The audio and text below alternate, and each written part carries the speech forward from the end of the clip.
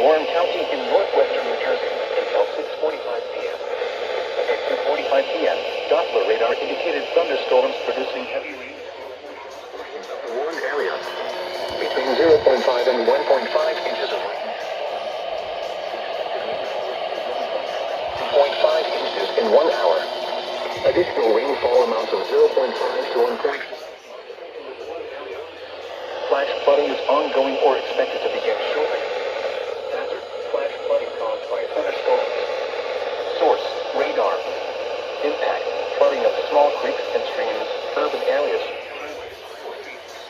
and underpasses, as well as other drainage and low-lying areas. Some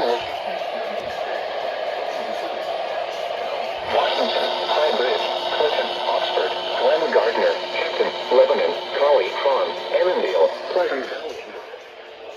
Includes Interstate 78 in New Jersey between mile markers 11 and 24. Turn around. Don't drive by the traffic weather roads. Most flood deaths occur in